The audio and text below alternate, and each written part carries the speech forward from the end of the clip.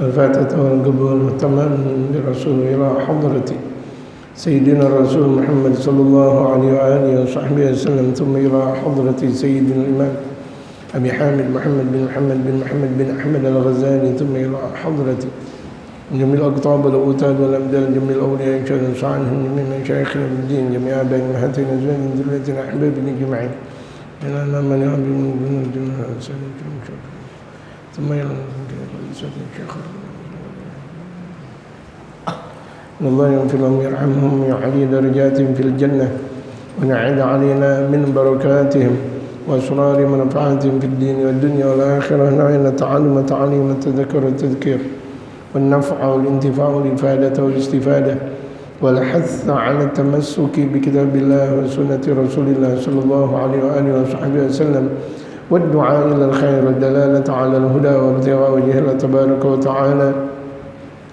إن الله يجني من الفتن والمحن ما ظهر منها وما بطن، ونجعلنا من الذين يستمعون القول فيتبعون أحسنه. إن الله يشير ظاهر وباطن، يجعل المودة والرحمة لنا ولهم، برحمتك نستغيث برحمتك الكبرى وعينة القدس، يشير ظاهر وباطن عمارنا لطاعتك وطاعة نبيك المصطفى محمد صلى الله عليه وسلم. جعلنا تحت يد الحبيب المصطفى سيد الإمام أبي حامد محمد الغزالي حبيب بن عمر بن عبد السلام بن عبد السلام شافي هذا من جميع شان الدين المصطفى إلى حضرة النبي المصطفى محمد صلى الله عليه وآله وصحبه وسلم. الفاتحة.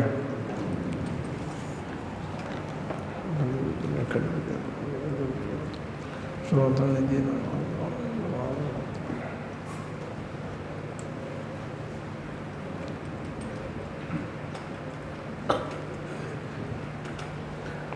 kedepanan jamaah, bisa kedepanan, yang belakang agak sunnah Rasulullah ya. Ketika ngaji mendekat, kita menjalankan sunnatul Rasul.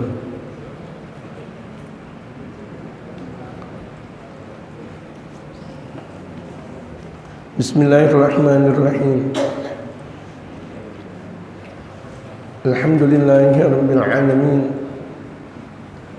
wassalatu wassalamu ala asyrafil anbiya'i wal mursalin wa ala alihi wa sahbihi ajma'in, amma ba'du. Wa qad qala al-muallifu rahimahullah ta'ala wa adama an-naf'a bihi wa bi'ulumihi fid darain amin. Qala fi uyunil akhbari, sampai situ ya. ذكر عن شقيق البلخي أنه قال الناس يقولون ثلاثة أقوال وقد خالفوها في أفعالهم، يقولون نحن عبيد الله وهم يعملون عمل الأحرار، وهذا خلاف قولهم، ويقولون إن الله كفيل بأرزاقنا ولا تطمئن قلوبهم إلا بالدنيا وجمع حطامها، وهذا أيضا خلاف قولهم، ويقولون لا بد لنا من الموت وهم يعملون أعمال من لا يموت، وهذا أيضا خلاف قولهم.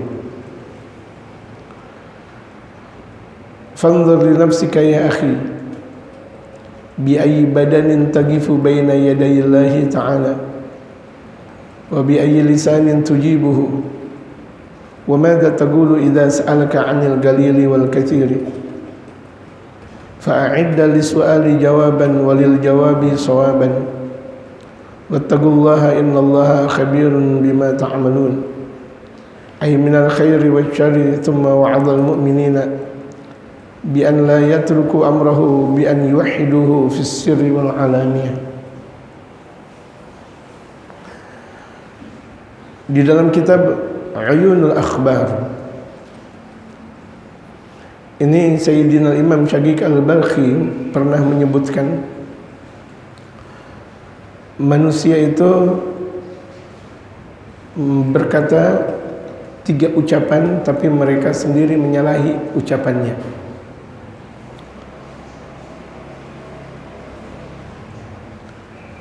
Yaqulun, mereka berkata, ini mereka berkata 3, 3 ucapan, tapi mereka sendiri yang menyalahinya. Nahnu abaidullahi, kami adalah hamba-hambanya Allah. Kami semuanya hambanya Allah Subhanahu wa taala. Wa hum ya'maluna 'amal al-ahrari, tapi mereka, kata Al-Imam Syaqiq Al-Balkhi itu, mereka melakukan perbuatan orang yang merdeka, seakan tidak ada hukum di sana. Katanya hambanya Allah. Kalau hambanya Allah ikut aturan Allah dong. Kalau mereka melakukan menurut maunya mereka, hambanya Allah kok seperti itu. Kita seakan sering mengatakan bahwa kita hamba Allah, hamba Allah, hamba Allah, hamba Allah, tetapi kita nggak pernah mengikuti aturan Allah. Makan nggak pernah ikut aturan Allah, minum nggak pernah ikut aturan Allah, hidup di alam dunia ini nggak pernah ikut aturan Allah. Katanya hambanya Allah. Wa hadza khilafu qaulihim, dan ini khilaf ucapan mereka. Ya, ini kesalahan ucapan mereka. Mereka mengatakan hamba, tapi mereka hidup seakan orang yang merdeka. Bahkan orang merdeka yang tidak mau aturan. Mereka sendiri menyalahi ucapannya mereka. Na'udzubillah. Ini untuk kecermatan kita, betapa ucapan itu selalu akan ada efeknya. Wa yaquluna, mereka berkata pula, kata Imam Syaqiq Al-Balkhi, innallaha kafilun bi arzaqina, sesungguhnya Allah Subhanahu wa taala menjamin rezeki kita. Ini kita dijamin rezekinya oleh Allah Subhanahu wa taala. Wala tatma'innu qulubuhum illa bid-dunya wa jam'i hutamiha, namun hatinya mereka tidak pernah merasa tenang kecuali dengan dunia dan mengumpulkan dunia. Gimana? Katanya rezekinya dijamin sama Allah, tapi sama dunia doyan banget, sama dunia ngebut banget, sama dunia masya Allah, hubbud dunya ra'su kulli khati'ah. Sementara baginda Rasulullah bersabda, cinta dunia itu adalah pangkal dari segala bentuk kesalahan. Oh, ini masya Allah. Dia bahkan melupakan akhirat demi dunia, dunia lagi dunia, dunia lagi dunia, dunia lagi. Tapi mereka bilang Allah menjamin rezeki. Kalau udah Allah menjamin rezeki, berarti dia punya kekuatan dan keyakinan kepada Allah, bukan kepada dunia. Jangan dijadikan dunia sebagai sumber dan tujuan kehidupan. Wa hadza aydan khilafu qaulihim, ini pula menyalahi ucapan mereka. Yang kedua sudah. Wa yaquluna, kemudian mereka berkata lagi yang ketiga, kata Imam Syaqiq Al-Balkhi, la budda lana minal mauti, kita pasti meninggal dunia. Benar, setiap kita yakin bahwa kita meninggal dunia. Wa hum ya'maluna a'mala man la yamutu, tapi mereka mengamalkan amalan orang yang seakan tidak mati. Seakan tidak mati. Oh, mengamalkan maksiat lagi, maksiat lagi. Seakan-akan dia nggak tahu bahwa besok meninggal dunia. Maksiat lagi, lalai lagi. Seakan dia tidak tahu bahwa besok dia bakal meninggal dunia. Kan aneh. Wa hadza aydan khilafu qaulihim. Ini pula, kata Imam Syaqiq Al-Balkhi, menyalahi ucapan mereka. Nah, Imam Syaqiq Al-Balkhi itu memberikan nasihat kepada kita. Fanzur li nafsika ya akhi, maka tilik diri engkau wahai saudaraku. Masih ucapan Syaqiq Al-Balkhi. Tilik diri engkau. Bi ayyi badanin tagifu baina yadayillah, dengan badan seperti apa engkau bakal berada di hadapan Allah. Engkau nanti berada di hadapan Allah dengan model badan seperti apa? Apakah badan yang penuh dengan maksiat, yang sekarang kita masya Allah penuh dengan maksiat, penuh dengan keharaman, penuh dengan kelalaian, kita bakal berhadapan di hadapan Allah, atau badan yang penuh dengan kesucian? Wa bi ayyi lisanin tujibuhu, dan dengan lisan seperti apa engkau bakal menjawab Allah? Engkau bisa menjawab pertanyaan yang datang dari Allah dengan lisan model seperti apa? Apakah lisan yang penuh dengan kedustaan atau lisan yang penuh dengan kejujuran? Wa madza taqulu idza sa'alaka 'anil qalili wal katsiri? Dan apa yang engkau jawab ketika engkau ditanya oleh Allah tentang permasalahan sedikit atau banyaknya? Masalah sedikit dunia, masalah banyaknya dunia, apa yang engkau bakal jawab di hadapan Allah?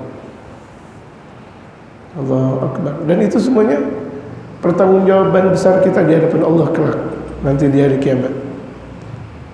Fa'idda li su'ali jawaban, maka persiapkan jawaban dengan soal tersebut, siapkan.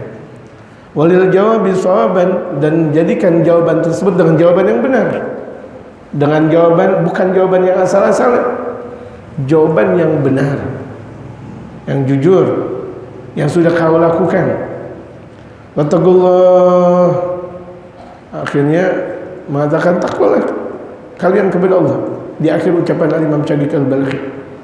Innallaha khabirum bima ta'malun, sesungguhnya Allah Subhanahu wa taala Maha memberikan kabar terhadap apa yang kalian lakukan. Ay minal khairi wasyarri, yaitu kebaikan dan keburukan. Tsumma wa'adhal mu'minina, kemudian setelah itu Al-Imam Syafi'i Al-Balkhi memberikan nasihat kepada orang-orang yang beriman bi an la yatruku amrahu, agar mereka jangan meninggalkan perintah Allah. Itu modal dasar hidup kita. Ini modal dasar kita agar tidak lalai di hadapan Allah. Jangan pernah kita meninggalkan perintah Allah. Wa bi an yuwahhiduhu fis sirri wal alaniyati, dan selalu mengesahkan Allah dalam keadaan menyendiri atau dalam keadaan beramai-ramai. Agungkan Allah, esahkan Allah, berbanyak la ilaha illallah. Spontan mereka para ulama-ulama saleh ketika mereka mengungkapkan kalimat tauhid itu, tangan kanan yang al-musabbihah, yang sering bertasbih, itu menunjukkan ke atas, subhanallah, Allah, la ilaha illallah. Makanya terkadang kalau misalnya kita lihat banyak mereka para habaib atau mereka para ulama mengajarkan tentang tauhid, afdhalul dzikri fa'lam annahu la ilaha illallah, bukan menunjukkan bahwa Allah ada di atas, bukan. Ini menunjukkan keagungan Allah. Kan enggak mungkin kita mengatakan keagungan Allah, afdhalul dzikri fa'lam annahu la ilaha illallah, enggak mungkin. Atau apalagi seperti ini lagi. Penghinaan. Kan ada seperti ini. La ilaha illallah, bukan menunjukkan bahwa Allah ada di atas. Tidak. Di situ tidak menunjukkan tentang tempatnya Allah, tidak. Di sini menunjukkan tentang ketinggian kemahaannya Allah Subhanahu wa taala. Ketinggian mahanya Allah Subhanahu wa taala. Jadi jangan salah kaprah. Oh, emang di atas, kita lihat apa tuh yang di atas? Tidak. Ini menunjukkan ketinggian keagungan Allah. Ajarkan kalimat tauhid. Bahkan dalam sabda Rasulullah, jaddidu imanakum bila ilaha illallah, perbarui iman kalian dengan sering memperbanyak la ilaha illallah, la ilaha illallah, la ilaha illallah, la ilaha illallah, la ilaha illallah, la ilaha illallah, la ilaha illallah, la ilaha illallah, la ilaha illallah. Di antara amalan yang paling istimewa adalah zikiran la ilaha illallah, la ilaha illallah, la ilaha illallah, la ilaha illallah, la ilaha illallah. Tahlil la ilaha illallah, halilu la ilaha illallah, halilu yang artinya la ilaha illallah. Kalau misalnya ada yang mengatakan tahlil bid'ah, berarti orang yang mengatakan la ilaha illallah bid'ah. Apa arti tahlil? Tahlil dari kata-kata halala yuhallilu tahlilan. Halala yuhallilu tahlilan, itu mengungkap la ilaha illallah. Masa orang mengucap la ilaha illallah dibilang bid'ah? Allahu Akbar, bid'ah, syirik, munkar, kafir, na'udzubillah min dzalik. Tentang permasalahan makan, di mana orang meninggal dunia, itu banyak ungkapan mereka para ulama, itu masih disebut dengan walimah. Jadi kalau misalnya ada orang meninggal dunia kemudian mereka menyiapkan makanan, itu masuk dalam kategori walimah. Dan walimah sunnah untuk kita makan, sunnah. Kalau ada walimah yang memang bahkan tidak disebut walimatul urus, ketahuan Walimah al-urus itu adalah pesta setelah Lailatul Zafaf, setelah malam pengantin baru walimah. Sunnahnya tuh setelah malam pengantin walimah. Ini sebelum malam pengantin udah walimah duluan. Sunnahnya tuh walimah setelah malam pengantin. Berhasil walimah. Gitu. Sunnah walimah haji setelah pulang haji. Setelah pulang haji, labbaik Allahumma labbaik, pulang, panggilan haji mulai tiba lagi, kemudian pulang lagi ke negerinya dengan menyandang haji mabrur. Sunnah ketika itu walimah. Walimah gitu. Walimatus safar namanya. Walimah setelah melakukan ibadah haji. Walaupun ada orang melakukan mau berangkat haji walimah, boleh, tapi bukan walimatus safar namanya. Walimah aja udah namanya. Nah, ini walimah ada setelah kematian, ada walimah. Dan kalau misalnya di situ disiapkan makanan, boleh kita makan. Walaupun sih afdolnya kita yang memberikan makanan kepada keluarga atau tetangga yang terkena musibah. Jadi nggak dijadikan pokok permasalahan. Apa yang dijadikan pokok permasalahan? Sementara orang yang mengucap la ilaha illallah, meninggalnya adalah la ilaha illallah. Kalau Sayyidina Imam Al-Faqih Al-Muqaddam, zikiran rutinnya beliau itu adalah la ilaha illallah Muhammadur Rasulullah sallallahu alaihi wasallam. La ilaha illallah Muhammadur Rasulullah sallallahu alaihi wasallam. La ilaha illallah Muhammadur Rasulullah sallallahu alaihi wasallam. 100.000 kan. 100.000 kan. Itu zikirnya. Zikiran rutinitas. Wiridan, di antara wiridan Sayyidina Imam Al-Faqih Al-Muqaddam. Kan dikatakan oleh Imam Abdurrahman Segaf, man laysa lahu wirid fahuwa girid. Orang yang tidak punya wiridan berarti dia kirid. Kirid, manki. Bahkan jadi mankai king. Rajanya monyet. Jadi orang nggak punya wiridan monyet. Kata siapa? Kata Sayyidina Imam Abdurrahman As-Segaf.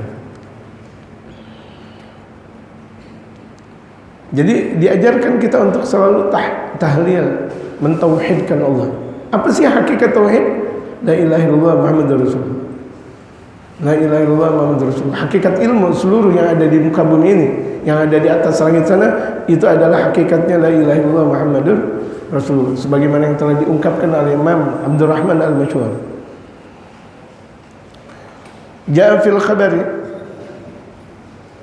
ada dalam khabar lebih luas daripada hadis. An Nabi sallallahu alaihi wasallam annahu qala, dari Nabi sallallahu alaihi wasallam bahwasanya beliau bersabda. Ini biasain kalau Allah berfirman, kalau Nabi bersabda. Ya. Jangan dikatakan ada sabda palon. Sabda Nabi dan para Nabi dan Rasul, sabda, ya kan? Ada orang salah kaprah. Firman ini, firman itu, firman ini. Oh, firman milik Allah. Ini dalam bahasa Indonesia kita, sabda milik Nabi dan para Nabi dan Rasul. Gitu. Kan kalau kita lihat terkadang dalam sejarah Jawa ada dikatakan ada sabda palon, sabda Pandito Gusti misalnya.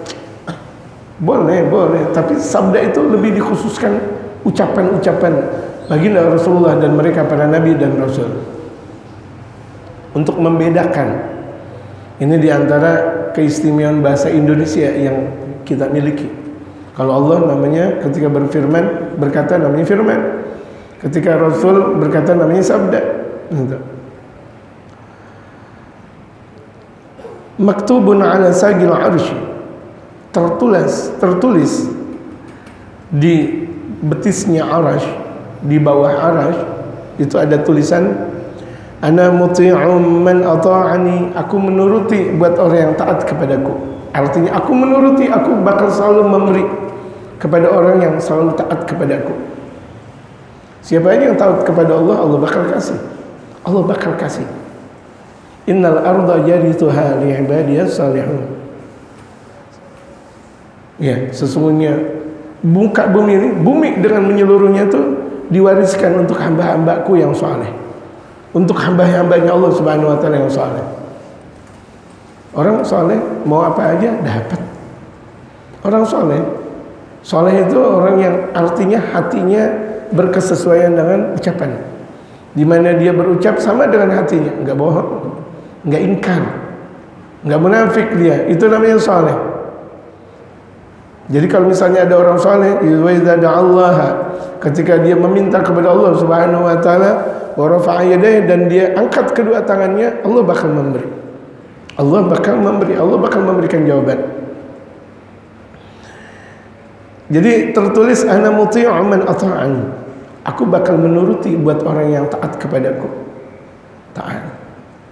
Taat menjalankan perintah Allah, taat menjauhi larangan Allah. Itu kan taat. Kelihatan sih mudah menjalankan perintah Allah dan menjauhi larangan Allah. Itu taat. Tetapi penjabarannya, Masya Allah, timur, barat, utara, dan selatan, langit dan bumi, penjabaran dari taat. Wa muhibbu man ahabbani. Aku cinta kepada orang cinta kepadaku. Ketika dia cinta, aku pun cinta. Jadi bermula cinta itu dari kita. Paksakan untuk kita cinta kepada Allah, Allah bakal cinta kepada kita. Paksakan diri kita untuk dekat kepada Allah, Allah bakal dekat kepada kita. Paksakan kita tahajud kepada Allah, bakal mendekat kepada kita. Paksa. Di mana mata dalam keadaan ngantuknya baca Quran, paksa, Allah bakal cinta. Kita dalam keadaan capek lagi zikir, Allah bakal cinta. Terus kita paksakan lagi, karena memang modal dasar kita cinta kulfah awalnya, paksaan diri. Kalau sudah orang memaksa dan sudah mulai merasakan ada rasa cinta, tidak ada kata-kata paksaan lagi. Yang ada adalah kesadaran diri, kebutuhan hati bahwa dia mencintai Allah Subhanahu wa taala. Yang ada di dalam hatinya mahabbah, udah nggak ada rasa keterpaksaan. Udah nggak ada rasa keterpaksaan, yang ada adalah cinta. Dia melakukan sesuatu karena Allah, menjauhkan sesuatu pun karena Allah Subhanahu wa taala. Karena pangkalnya adalah cinta.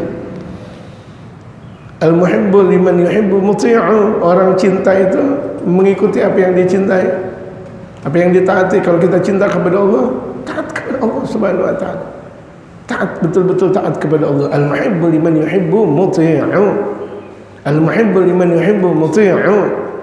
Atau al-muhibbu liman yuhibbu yuti'u. Gitu. Muhibbul mahbub mahbub. Cinta kepada yang dicinta berarti dia dicinta. Kita cinta kepada Allah, Allah ada di dalam hati kita, Allah ada di dalam keagungan kita. Berarti kita masuk dalam cintanya Allah. Tapi cintain dulu Allah. Ahibbullah liman yurdukum bihi min ni'amih. Cintai Allah karena dialah Allah yang telah memberikan kepada kalian nikmat-nikmatnya. Wahibbuni, dalam sabda Rasulullah, cintai aku bihabbillah, karena memang cintanya aku kepada Allah. Wahibbu ahla baiti lihubbi, cintai keluargaku, dalam sabda Rasulullah, karena cintanya keluargaku kepada aku, dalam sabda Rasul Muhammad sallallahu alaihi wasallam. Wa ghafiran liman istaghfarani, dan aku pengampun buat orang yang minta ampun. Kalau orang nggak pernah minta ampun kepada aku, bagaimana aku ampuni? Apalagi sekarang berada di Ramadan di awal, di Syawal, Allahu Akbar, Rajab. Kita berada di awal-awal Rajab, di minggu pertama di bulan Rajab kita. Ada istighfar, namanya istighfar Rajab. Sebagaimana yang telah diriwayatkan oleh Imam At-Tabarani, di antaranya, man qala Rabbi firli warhamni wa tub alayya, Rabbi firli warhamni wa tub alayya, Rabbi firli warhamni wa tub alayya 70 marrah, 70 kali. Ba'dal isya wa ba'dal fajr, setelah salat isya, langsung sebelum Allahumma anta salam, dan sebelum salat, dan setelah fajar, yaitu setelah salat subuh tadi. Kayak kita membaca Rabbi firli warhamni wa tub alayya 70 kali, lam tamussa lahun nar jildan, api neraka tidak bakal menyentuh kulitnya. Allah. Itu Rabbi firli warhamni wa tub alayya. Coba kita udah mulai baca dari awal Rajab, subuh lagi, kedua Rajab, subuh lagi, ketiga Rajab, subuhnya lagi. Udah berapa banyak kita perbanyak? Itu istighfar Rajab. Makanya disebut dengan istighfar Rajab. Di bulan Rajab adalah bulan istighfar. perbanyak istighfar, perbanyak taubat kita kepada Allah Subhanahu wa taala. Orang yang enggak taubat, bagaimana Allah mau terima taubat? Taubat dulu yang benar. Banyak dulu, berbanyak istighfar, istighfar dulu. Man lazamal istighfara, barang siapa yang merutinitaskan istighfar, rutin. Astaghfirullahaladzim, astaghfirullahaladzim, astaghfirullahaladzim, astaghfirullah, ja'alallah likulli dhigin makhraja. Allah Subhanahu wa taala jadikan di setiap kesulitan, kesempitan ada jalan keluarnya. Tapi istighfar dulu. Istighfar dulu. Bagaimana kita mau hasil kalau tanpa ada perjuangan? Perjuangannya itu istighfar. Barang siapa yang beristighfar kepadaku, aku adalah pengampun buat orang yang minta ampun kepadaku. Aku sang pengampun buat orang yang meminta ampun kepadaku. Jadi kalau nggak minta ampun kepada Allah, Allah nggak bakal ampuni. Allah nggak butuh sama kita, kita yang butuh kepada Allah Subhanahu wa taala.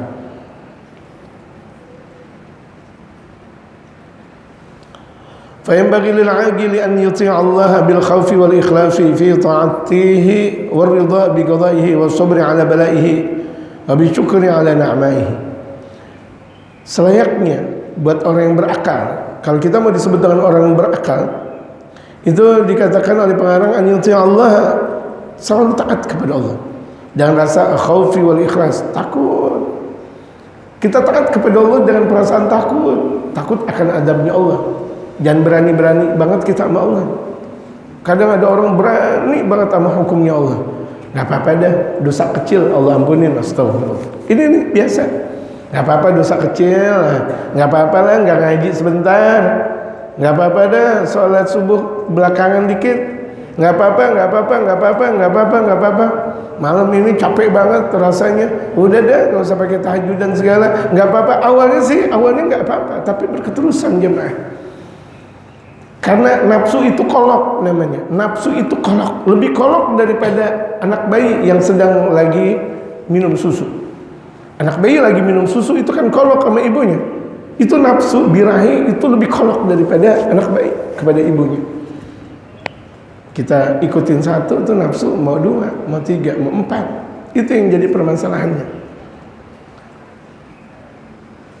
Fayambaghi lil aqili, maka seyogyanya buat orang yang berakal an yuti' Allah bil khaufi wal ikhlasi, dia taat kepada Allah Subhanahu wa taala dengan perasaan takut dan ikhlas. Ikhlas dia melakukan sesuatu karena Allah, tidak karena yang lain. Fi ta'ati, dalam taatnya kepada Allah, wa ridha bi qada'ihi, dan rela akan ketentuan Allah.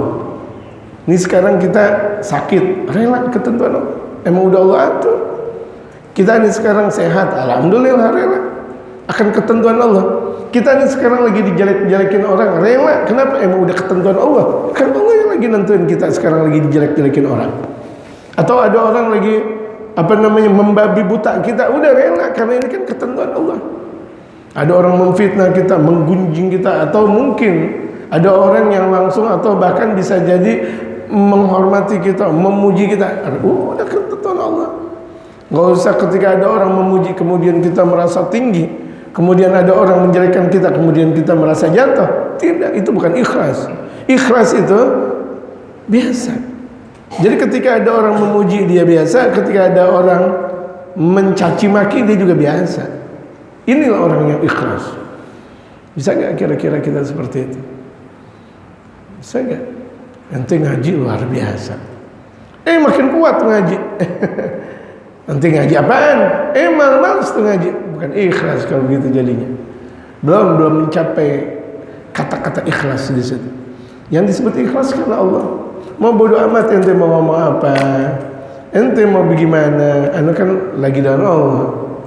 Anda lagi kan lagi dengan Allah. Anda juga kan lagi dengan Allah, tuh lihat. Jadi itu namanya ikhlas. Jadi ridha akan ketentuan Allah, ridha betul. Enak kalau orang ada ridha. Dalam sabda Rasulullah, man qala raditu billahi rabba wa bil islami dina wa bi Muhammadin nabiyya wa rasula, 3 kali setiap pagi dan sore, Allah ampuni dosanya. Dan itu ada dalam Al-Wirdul Latif. Kalau kita baca Imam Al-Haddad, raditu billahi rabba wa bil islami dina wa bi Muhammadin nabiyya, raditu billahi rabba وبالإسلام دينا وبمحمد نبيا رضيت بالله ربا وبالإسلام دينا وبمحمد نبيا. Ada dalam Ratibul Haddad gitu. Selain Al-Wird Al-Latif ada juga di dalam ratibnya Al-Imam Al-Haddad.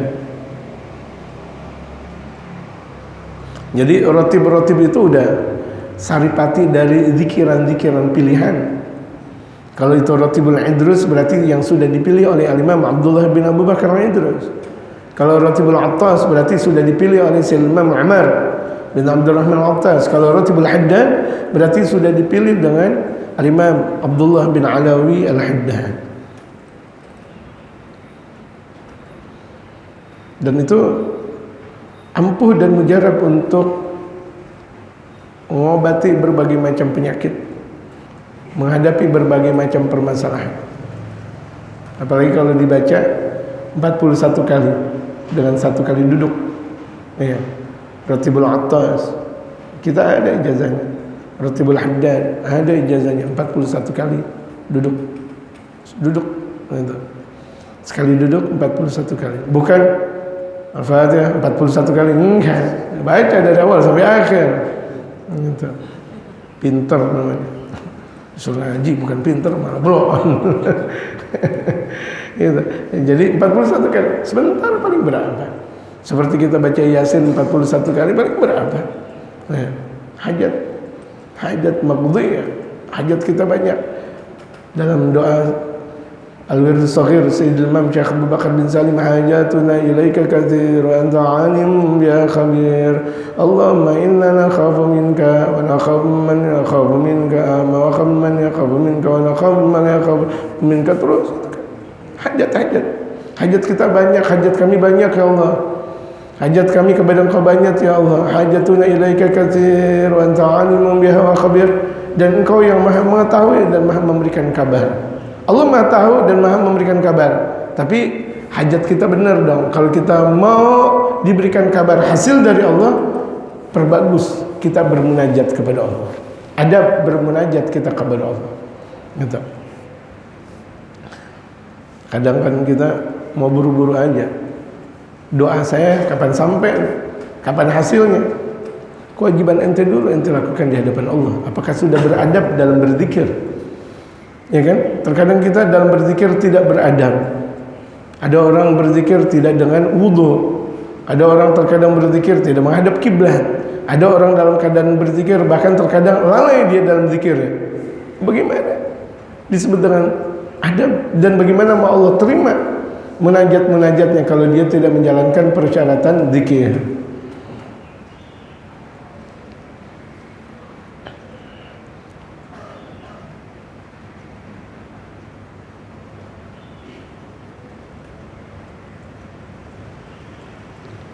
Wasabri ala balaihi, dan sabar terhadap bala musibah.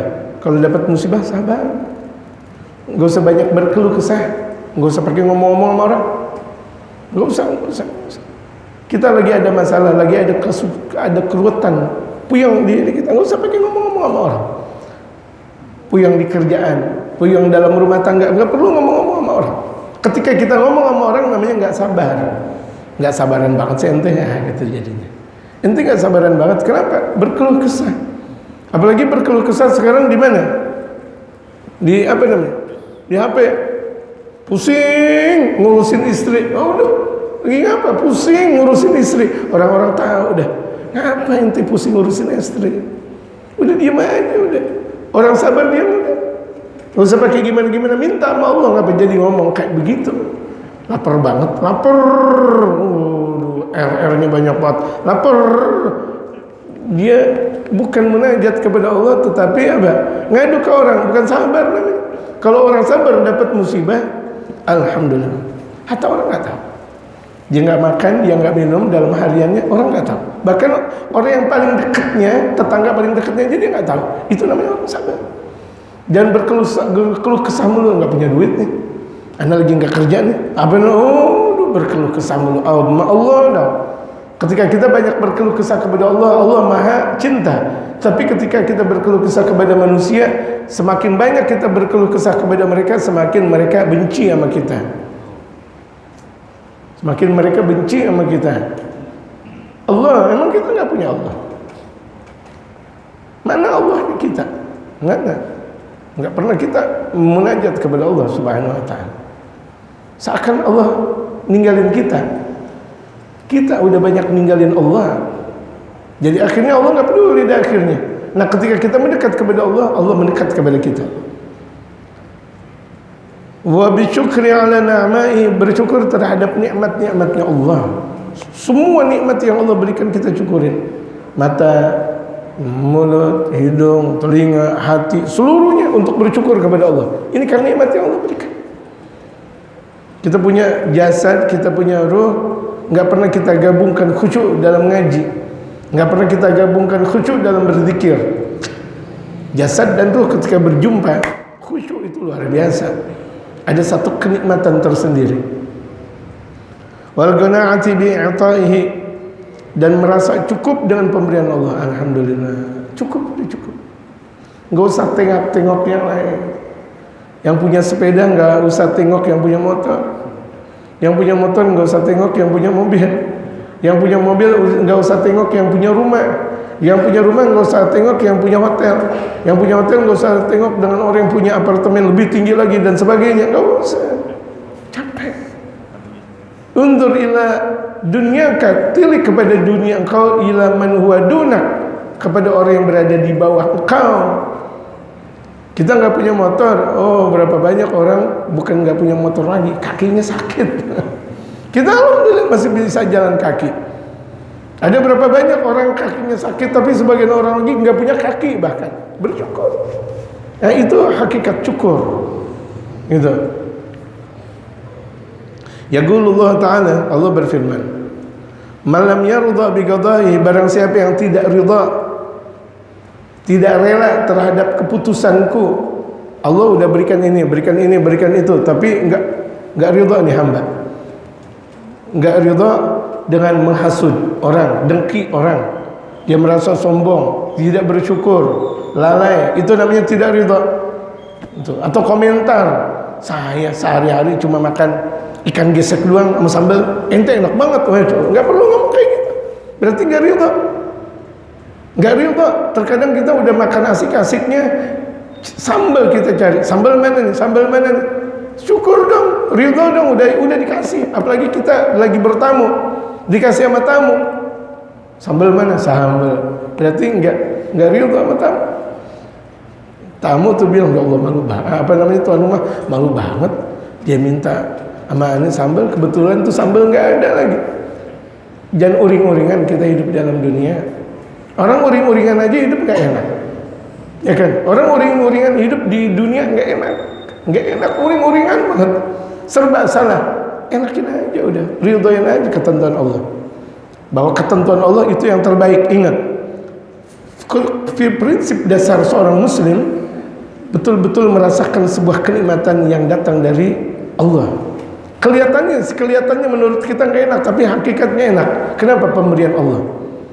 Barang siapa yang tidak ridha terhadap keputusanku, walam yasbir ala balai, dan dia tidak sabar terhadap bala yang aku berikan, walam yashkurni ala na'mai, dan dia tidak bersyukur kepadaku terhadap nikmat-nikmatku, walam yaghna bi'atai, dan dia tidak pernah merasa qanaah, merasa cukup, tidak pernah merasa cukup dengan pemberianku, fatlub robban siwai, silakan cari Tuhan selainku. Allah marah dah. Fatlub, falyatlub robban siwai, cari Tuhan selainku. Cari, udah cari. Uring-uringan banget ente, kata Allah. Anak udah kasih ini, kasih itu, masih aja uring-uringan aja. Cari Tuhan selainku. Bisa gak kita ketemu nyari Tuhan selain Allah? La ilaha illallah, tiada Tuhan kecuali Allah. La ilaha illallah. Apakah ada Tuhan selain Allah? Gak ada. Ini artinya Allah lagi ngambulin hambanya, lagi ngambulin. Nanti bandel banget sih, ngerokok banget, ngerokok banyak banget. Ambilin ngerokok 5 bungkus, ente ngerokok, diambulin tuh sama Allah. Artinya Allah gak ridha anaknya ngerokok, tapi dibeliin 5 bungkus rokok. Maksudnya berhenti ente ngerokok. Dikasih tapi Allah gak ridha. Dikasih artinya Allah nggak ridha. Gitu. Ini berarti ini Guru ngasih rokok berarti guru ridho, enak aja. Itu lagi diambulin. Ini Allah lagi ngambulin. Cari Tuhan selain aku. Ada gak Tuhan selain Allah? Ada gak? Jamaah, ada gak? Mau nyari dimanapun gak ketemu dan tidak akan ada, karena Allah huwal wahid. Karena la ilaha illallah fa'budni.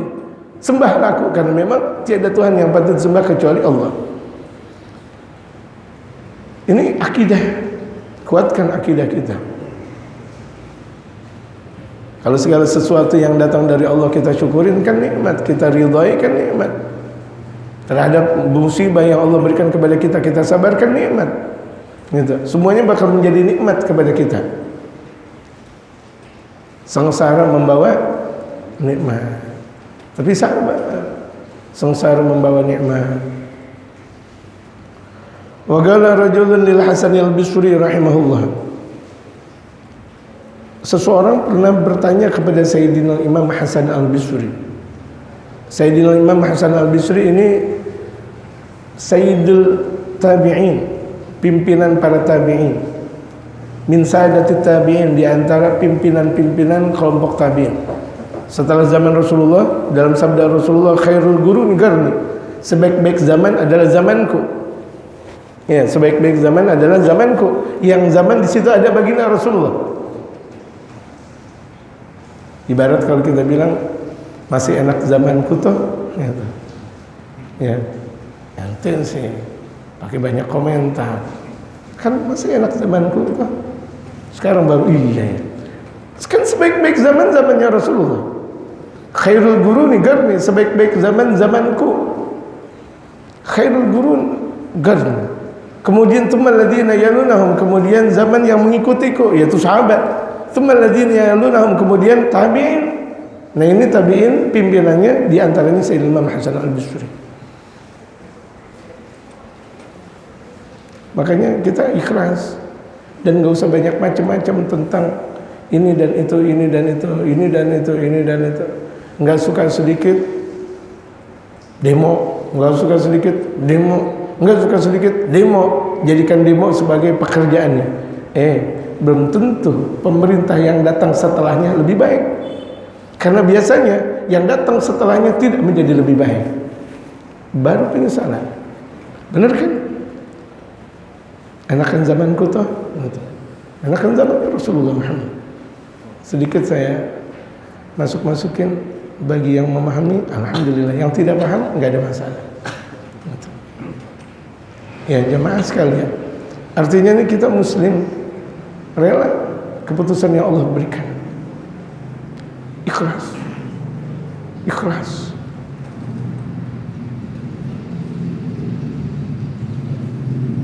Yang berhak demo Sayyidina Imam Ali Zainal Abidin, keluarganya semuanya dipenggal di Karbala. Dipenggal semuanya, anak keturunan baginda Rasulullah dipenggal. Yang tersisa ketika itu adalah Sayyidina Imam Ali Zainal Abidin. Allah selamatkan beliau. Ketika beliau sebagai kekuatan satu-satunya pada zamannya, beliau enggak demo kepada pemerintah yang ketika itu pernah membabat habis atau gimana, tidak. Yang lebih layak untuk demo beliau. Betul gak? Keluarganya dihabisin, Masya Allah. Ahlul Baitun Nabi Mustafa Muhammad sallallahu alaihi wasallam. Tapi beliau ikut aturan.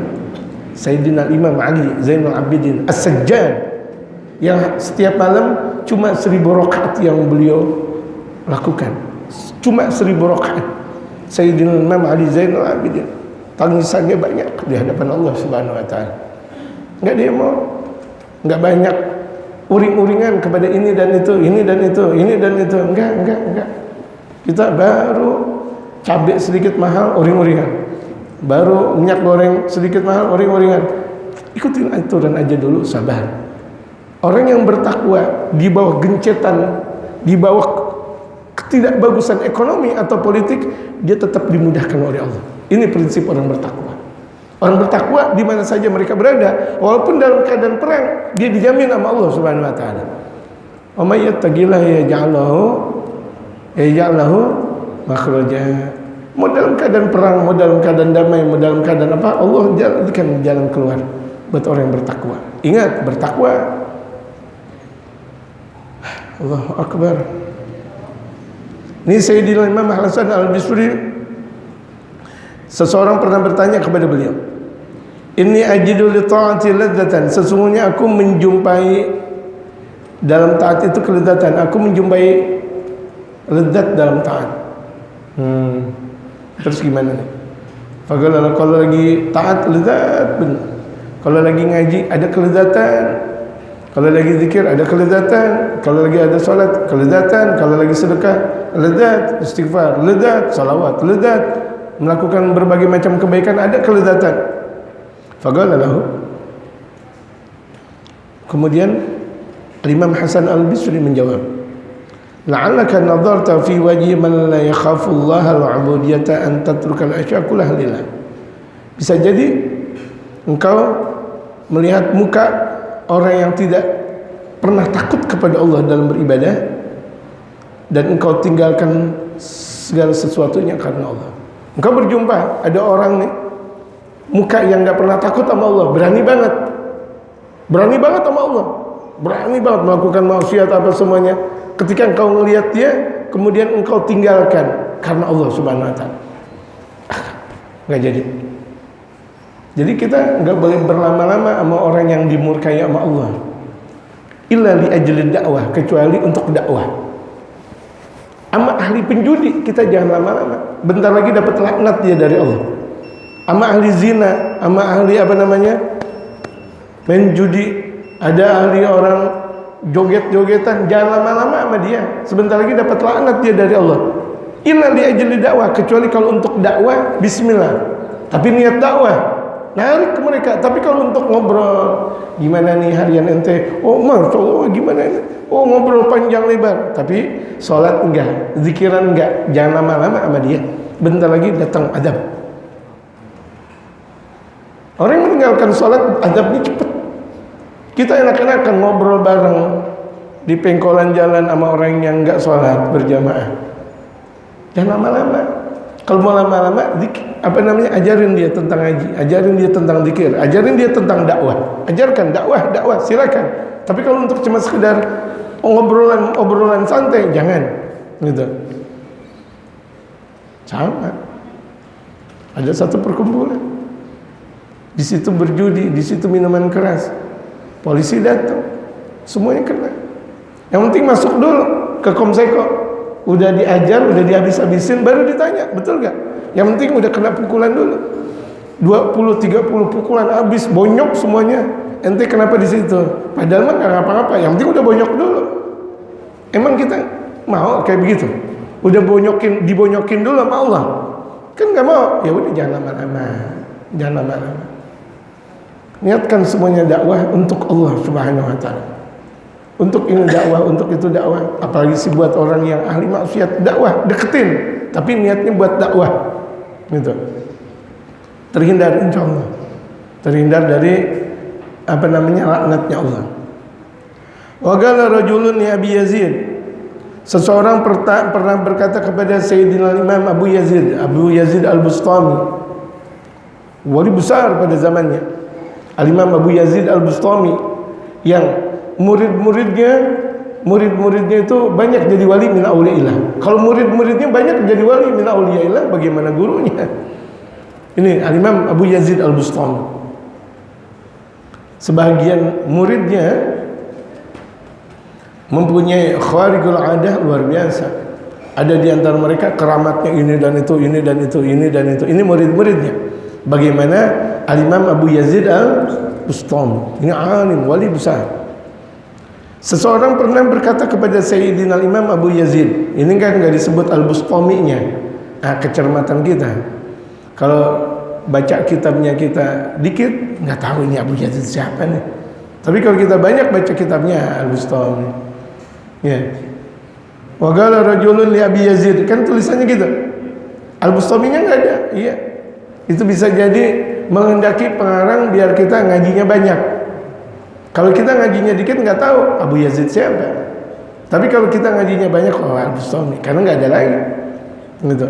Dalam dunia tasawuf yang lebih terkenal dengan kewalian dan sebagainya, kecuali di situ adalah Imam Abu Yazid Al-Bustami rahimahullah, yang semoga diberikan kasih sayang oleh Allah. Inni la ajidu ta'ata ladzatan. Ketika seseorang itu bertanya kepada Imam Abu Yazid, sesungguhnya aku tidak menjumpai dalam taat itu kelezatan. Gimana ya Imam? Aku sholat nggak merasakan nikmat, aku zikir ini dan sebagainya, semuanya nggak merasakan nikmat. Faqala, kemudian Imam Abu Yazid menjawab, li'annaka ta'budu ta'ata la ta'budullah. Li'annaka ta'budu ta'ata, karena engkau menyembah taat, bukan menyembah Allah. Yang kau sembah taat, sementara taat kan makhluk. Yang penting udah sholat, alhamdulillah. Yang penting udah ngaji, alhamdulillah. Jadi dia belum tahu hakikat sholat, dia belum tahu hakikat ngaji, baru cuma sekedar sholat, Allahu Akbar, Allah, belum tahu tentang hakikat ngaji. Alhamdulillah, yang penting anak udah sholat, yang penting anak udah ngaji, alhamdulillah ngaji 3 kali ngaji sama guru ini, guru itu, guru ini, udah 3 kali, alhamdulillah. Dia belum tahu hakikat, baru ngomong doang, ngaji. Berarti kita berdasarkan, yang penting kan saya udah baik, udah benar, udah apa semuanya. Orang udah benar, udah baik, belum tentu dia mendapatkan hasil kedekatan dengan Allah Subhanahu wa taala. Ya. Engkau menyembah taat, bukan menyembah Allah. Ini gaya bahasanya tinggi nih. Karena banyak orang kalau udah merasa ngaji, merasa aman. Alhamdulillah ngaji, surga di depan anak. Waduh. Zikir apa semuanya udah depan anak, semuanya udah di depan anak. Ente gak ikhlas gimana surga di depan ente? Dia belum merasakan ma'rifat kepada Allah, kedekatan kepada Allah. Terus lagi dan terus, jangan berhenti di situ. Kita ini semuanya lagi sedang asik-asiknya ngaji, jangan berhenti dalam tataran kata-kata ngaji doang. Jangan terus naik lagi, naik lagi, bakal merasakan hakikat. Tapi naiknya ada sang murabi. Kita aja cari di Google tarim nggak ketemu. Kita cari Google tarim Hadramaut nggak ketemu. Ketemunya Kemayoran, la ilaha illallah. Nyari tarim, tahu Kemayoran. Habis itu Kebayoran. Nyari tarim aja nggak ketemu kecuali lewat guru. Bagaimana nyari Allah? Yang punya tarim, yang punya bumi, yang punya dunia, yang punya langit, harus dengan guru. Mau belaga kita mau dekat dengan Allah tanpa guru? Gak bisa, mustahil. Wa'budillah, sembah Allah, hatta tajida li ta'ati ladzatan, sampai engkau menjumpai dalam taat itu kelezatan. Jadi kalau kita lagi zikir belum merasain nikmat, zikir aja lagi. Belum zikir aja lagi. Puyeng banget zikir, puyeng, belum merasakan nikmat, terus kapan dong? Terus lagi kapan? Terus lagi. Sholat belum merasakan kenikmatan, ngaji ini semuanya kita belum merasakan kenikmatan. Berarti ngaji lagi, bakal dapat insya Allah. Karena dengan berulang-ulang dan berketerusan dia bakal merasakan nikmat. Jamaah, dulu pertama kali baca Yasin di masjid, pertama kali menjadi anggota masjid, baca Yasin, insya Allah di antara jamaah, jamaah yang baca Yasinnya paling telat. Malam Jumat, orang udah baca Yasin, udah habis 83 ayat, kita masih di awal-awal Yasin. Betul gak? Belum terbiasa rupa-rupanya. Jumat kedua, masih ketinggalan. Ketiga, keempat, udah mulai 8 bulan kita ikutin Yasin, orang yang ketinggalan sama kita bahkan. Kenapa? Karena kita udah rutin. Lazim dulu. Bisa karena biasa. Hukiyana rajulan dakhala fi salati, pernah diceritakan bahwa seseorang mulai salat. Dakhala fi salati artinya mulai salat, bukan masuk salat. Mulai salat, Allahu Akbar. Falamma intaha ila qauli, tatkala di ucapan iyyaka na'budu. Ini ingat bacaan iyyaka na'budu, kalau kita enggak bisa jangan iyyaka na'budu, nanti akhirnya di situ ada hamzah. Belajar gitu dalam bacaan iyyaka na'budu, dan itu harus diajari oleh sang guru. Iyyaka na'budu wa iyyaka nasta'in. Kalau kita iyyaka, waduh, ada hamzah di situ, batal, merusak Fatihahnya. Kalau dia enggak ulang, maka Fatihahnya rusak dan sholatnya rusak. Ketika bacaan iyyaka na'budu, artinya hanya kepada Engkau kami menyembah ya Allah. Khatara bibali, terbersit di dalam hatinya, annahu abidun lillah fil haqiqah, bahwasanya dia adalah hambanya Allah secara hakikat. Saya adalah hambanya Allah. Ya Allah, Engkau adalah Tuhanku dan aku adalah hamba Engkau. Secara hakiki ya Allah, udah merasa dirinya tinggi. Fanudiya fi sirri, kemudian dipanggil dalam bisikan, enggak kedengaran kencang, ada bisik-bisik. Kadzabta, pendusta ente. Lagi sholat ada yang ngomong, kadzabta, ente pendusta. Innama ta'budul khalqa, hanya saja engkau menyembah makhluk. Yang kau sembah cuma makhluk, bukan Allah. Oh, akhirnya fataba, taubat, benerin sholatnya lagi, taubat lagi, banyak istighfar lagi, wa'tazalan nas, mulai menjauh dari manusia, mulai. Tsumma fi sholati, kemudian dia mulai salat lagi. Allahu akbar. Setelah alhamdulillah, ketika dibacaan iyyaka na'budu lagi, iyyaka na'budu, baru sampai situ. Dia dipanggil lagi dengan ucapan yang tidak bersuara. Kadzabta, pendusta ente. Innama ta'budu malaka, yang kau sembah harta engkau. Akhirnya fatasaddaqa bimalihi kulli, akhirnya beliau sedekahkan seluruh hartanya. Sedekah, wah ini gara-gara harta nih Anda disebut pendusta.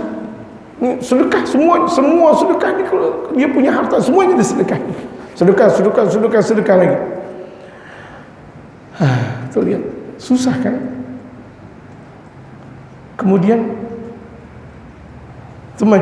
mulai salat lagi. Falamman taha ila qauli, kemudian sampai dalam bacaan iyyaka na'budu, udah 3 kali nih dia salat. Dan selalu ada yang mengatakan kadzabta, pendusta engkau. Dia diseru lagi, kadzabta, engkau pendusta, engkau masih pendusta. Innama ta'budu thiyabaka, yang kau sembah pakaian engkau. Buat tuh, padahal tuh harta udah dihabisin untuk sedekah semuanya. Fatasaddaqa biha, kemudian beliau sedekahkan semua pakaian. Gara-gara pakaian Anda enggak menjadi khusyuk. Fatasaddaqa biha illa ma lahu minhu, kecuali yang ada di badannya. Illa ma lahu minhu artinya kecuali yang ada di badannya, yang dipakai saja. Tsumma syara fiha, kemudian dia mulai salat lagi. Allahu akbar. Tapi duitnya udah disedekahin semuanya. Bajunya semuanya disedekahin kecuali yang ada di badannya. Falamman taha ila qaulihi, sampai dia mulai salat yang keempat, berarti Allahu akbar, baca surat al-Fatihah, bacaan iyyaka na'budu, dia kemudian dipanggil lagi, al-an sadaqta, engkau sekarang benar. Innama ta'budu rabbak, engkau sudah menyembah Tuhan engkau. Akhirnya diterusin iyyaka na'budu wa iyyaka nasta'in. Aman, udah enggak ada panggilan-panggilan lain. Ihdinas siratal mustaqim, siratal ladzina an'amta 'alaihim ghairil maghdubi 'alaihim waladdallin. Aman. Alhamdulillah. Gitu. Wallahu a'lam. Sampai sini. Kalau ada pertanyaan dipersilakan.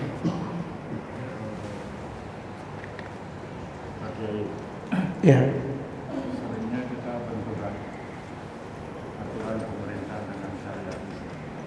Bagaimana kita menyikapinya? Bagaimana, agak kerasan? Agak kerasan. Ya.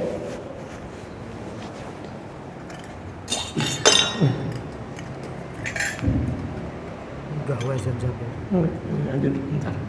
Ya, bismillah. Sering terjadinya benturan aturan pemerintah dengan aturan syariat. Maka ayatnya penjelasan antara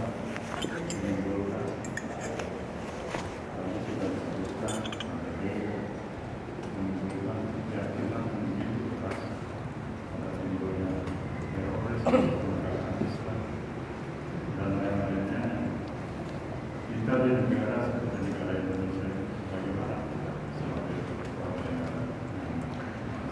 Kita sebagai warga negara Republik Indonesia yang kita tahu bahwa Indonesia bukanlah negara Islam, tapi berasaskan keislaman.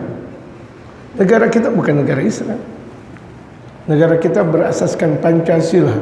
Satu, ketuhanan yang Maha Esa. Kedua, kemanusiaan yang adil dan beradab. Ketiga, persatuan Indonesia. Dan berikutnya, berdasarkan Pancasila dan Undang-Undang Dasar 1945. Dan itu tidak bertentangan dengan syariatul Islam. Walaupun negara kita tidak berasaskan Islam, tetapi Pancasila dan UUD 1945 itu sedikit pun tidak ada yang bertentangan dengan syariatul Islam. Bahkan pokok-pokok Pancasila dan Undang-Undang Dasar 1945 dari alinea pertama dan berikutnya, dan kita lihat apalagi di zaman dahulu ada namanya garis-garis besar haluan negara atau yang namanya dengan GBHN. Ini saya bukan kiai, ini lagi jadi penggerak GBHN sekarang. Tapi enggak, ini artinya ini ilmu kan, ini ilmu. Jadi karena memang negara kita bukan negara Islam, memang tidak ada syariat Islam yang dijalankan dalam kenegaraan kita. Tidak, karena negara kita bukan negara Islam, di mana potong kepala tidak ada, di mana potong tangan tidak ada, di mana orang yang judi tidak dirajam, di mana orang yang berzina tidak dirajam. Kalau sekarang kita orang berzina malah dikawinin. Orang berzina kawinin. Kalau benar tuh, kalau benar-benar syariatul Islam, kalau itu adalah bentuk negara Islam, jangan dia muson atau ghair muson. Tuh lihat, muson atau ghair muson. Jadi lantaran negara kita bukan negara Islam, dan kemudian aturan-aturannya adalah aturan produk yang dibikin oleh manusia, akan otomatis manusia, bukan aturan Allah dan aturan baginda Rasulullah, tapi tidak bertentangan dengan aturan Al-Quran dan hadis baginda Rasulullah Muhammad SAW. Ini yang disebut dengan syura. Yang disebut dengan negara yang berdaulat Islam apa sih? Negara yang berdaulat Islam, ada memang negara yang memang beraturannya dengan Al-Quran dan Sunnah baginda Rasulullah, itu nomor satu. Tetapi yang berdaulat Islam yang bisa jadi tidak berdasarkan syariatul Islam secara utuh atau secara literal, tetapi aturan-aturannya sesuai dengan syariatul Islam. Wa amruhum syura bainahum. Letak kekuatan negara Republik Indonesia itu adalah penuh dengan musyawarah. Wa amruhum syura bainahum. Jadi kita penting nih jamaah untuk memahami bahwa negara kita udah benar. Jangan diganggu gugat lagi. Negara kita Republik Indonesia sudah benar, dan ini udah capek dari zaman setelah Sunan Gunung Jati datangnya kolonialis Belanda, atau bahkan masih zaman Sunan Gunung Jati. Dan bahkan beliau yang merekomendasi Fathahillah untuk menjabat sebagai panglima besar untuk mengalahkan orang-orang Belanda di Jayakarta, yang pada akhirnya disebut dengan Sunda Kelapa, yang pada akhirnya disebut dengan Jayakarta 1527. Orang-orang Belanda dikalahkan dari Sunda Kelapa menuju Ambon. Makanya banyak orang-orang Ambon yang berbelanda menuju Ambon Manise dan sebagainya. Tuh lihat keturunan Ambon banyak orang Belanda. Ke Banten dijegal dengan Sultan Hasanuddin. Ketika ke Jakarta, yang pada akhirnya sekarang Jakarta, dijegal dengan Fathahillahnya, panglima besar dari Sunan Gunung Jati. Dan itu berketerusan. Jadi mengendaki Sunan Gunung Jati akan kekuatan Islam. Akhirnya meninggal dunia. Sunan Gunung Jati meninggal dunia ketika yang menjabat sebagai pengganti Sunan Gunung Jati itu cicitnya. Karena Sunan Gunung Jati itu panjang hidupnya 120 tahun. Anaknya udah meninggal dunia, cucunya udah meninggal dunia, jadi beliau ketemu sama cicitnya. Jadi ketika beliau meninggal dunia, yang menjabat sultan setelah Sunan Gunung Jati adalah cicitnya, bukan anaknya, bukan pula cucunya, tapi cicitnya. Kecuali di situ adalah di Banten Sultan Hasanuddin, itu anaknya langsung. Tapi kan tidak di Cirebon, tapi di Banten. Itu mereka para wali songo, atau setelah mereka para wali songo menghendaki di mana kolonialisme Belanda pada waktu itu harus keluar. Terus datang zaman para wali songo, kemudian datang mereka pada zaman mereka para aulia, para ulama, para soleh, para habaib. Kemudian terus mereka bermusyawarah. Inti di mana itu adalah pemberian yang datang dari Allah 1945 17 Agustus itu sudah akhir dan itu sudah final.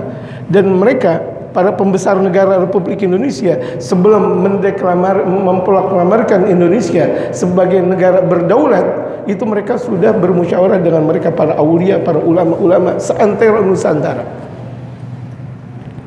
Di Jakarta ketika itu Al-Habib Ali Kuitangnya, Al-Habib Ali bin Husainnya, Al-Habib Salim Jendannya, kemudian di Bogor Al-Habib Ahmad Al-Haddadnya, kemudian Kiai Hadratus Syekh sebelumnya gitu, kemudian Kiai Mansur Jembatan 5 gitu, kemudian apa lagi ulama-ulama besar sebelumnya sampai dari timur dan barat. Dan intinya mereka sepakat terwakili dari 10 orang yang ada dalam Piagam Jakarta, 10 orang, dan cuma satu yang Kristen namanya Maramis. 9-nya itu adalah orang Muslim dan kebanyakan dari kalangan mereka para ulama-ulama besar.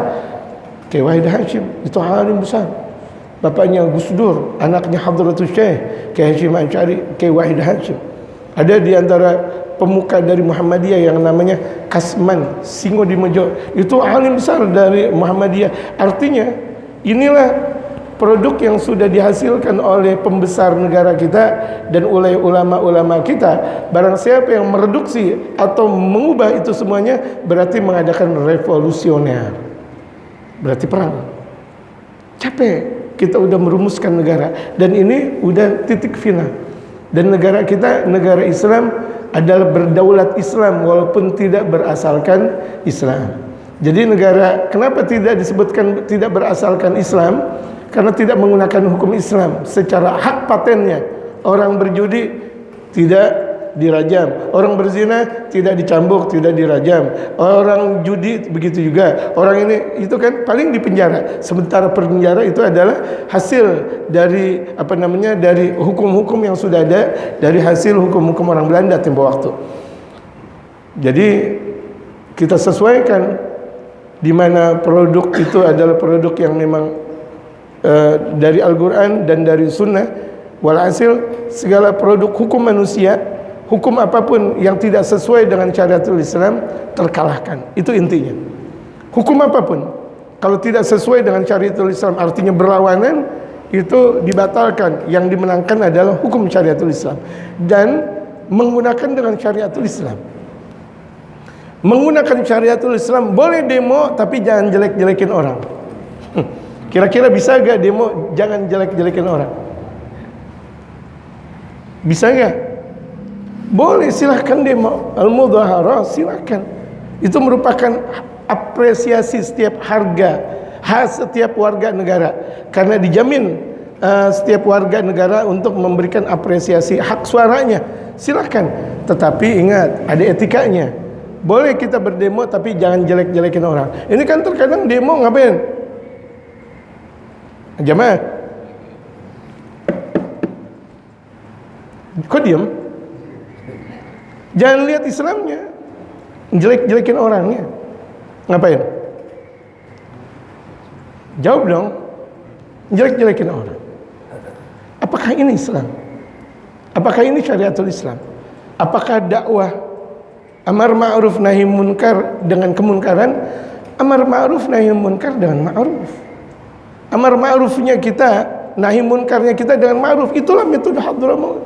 Itulah metode yang sudah dipakai oleh Wali Songo kita. Lupa kita bahwa metode Wali Songo udah berhasil di negara kita. Kita lupakan tradisi wali-wali kita. Zaman Habib Ali Kuitangnya kita, Habib Ali bin Husainnya kita. Tuh lihat betapa dekatnya beliau Habib Ali Kuitang dan Habib Ali bin Husain dengan siapa? Bung Karno. Enggak. Habib Ali minta, ini anak saya Habib Muhammad jadi menteri agama ya, Bung Karno enggak. Habib Ali bin Husain minta anak-anaknya jadi menteri atau jadi gubernur, enggak. nasihat dan sebagainya. Ada waktunya untuk menasihati, ada waktunya untuk bercanda, ada waktunya memang Bung Karno untuk masuk, dan memang itu adalah ruang bidangnya Bung Karno. Kayak gimana? Ketika Bung Karno salah, datang Habib Salim bin Ahmad bin Jindan ke istana. Datang. Bukan di luar istana, bukan di mana di sana, bukan, datang. Waalaikumsalam. Nanti gimana sih? Gini. Oh iya. Anak salah, iya. Diterima. Jadi nasihatin dengan lemah lembut, bukan nasihatin dengan kekasaran. Karena tidak bakal mungkin nasihat dengan kekasaran diterima. Kita salah. Lihat, kita salah. Ada orang nasihatin kita, tapi dengan bahasanya bahasa kasar. Goblok banget sih lo. Masya Allah. Anda dibilang goblok.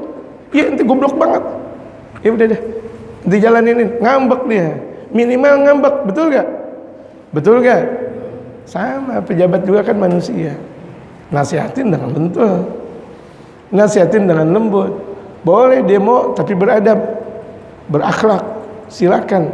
Yang tidak diperbolehkan yang demo tidak berakhlak, ngomongin orang, jelekin orang, memberikan hukum orang, neraka. Apakah ini syariatul Islam? Saya mau tanya, apakah ini syariatul Islam? Hadramut, metode Hadramut, metode terbaik. Dan itu sudah dilakukan oleh Wali Songo tadi. Saya udah 2 kali nih saya jawab. Itu metode terbaik. Kenapa kita melupakan Wali Songo kita? Kita menuju dakwah kita yang menurut maunya kita. Gula hadi sabili, katakan ini udah jalanku. Jangan pakai jalan yang baru. Udah ada ulama-ulama kita dalam berdakwah metodenya, metode rahmatan lil alamin. Jangan pakai metode yang lain. Capek. Akhirnya banyak fitnah, lebih banyak fitnahnya. Itu dikatakan oleh Al-Habib Muhammad bin Ahmad bin Umar Al-Syatiri, pengarang kitab Syarah Al-Yaqut. Itu beliau berbicara tentang amar ma'ruf nahi munkar. Itu jelas panjang lebar tentang amr bil ma'rufi wan nahyi 'anil munkar.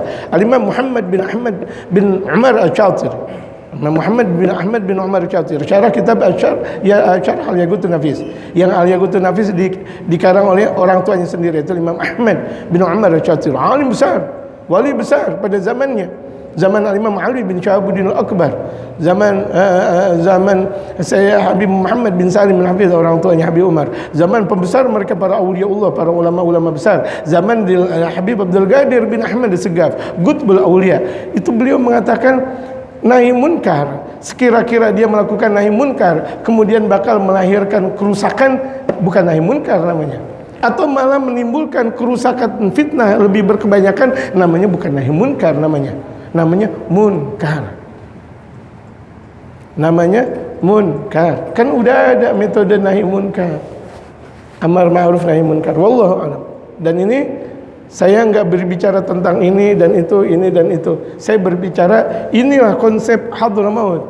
Jamaah, inilah konsep Hadramaut yang sudah diterima ratusan tahun di negara Republik kita ini. Dari zaman Wali Songonya, dari zaman 1400 dan sekarang udah di 2000. Berarti sudah 600-700 tahun yang lalu metode Hadramaut sudah berkembang di negara Republik Indonesia. Alhamdulillah. Jalankan. Wallahu a'lam.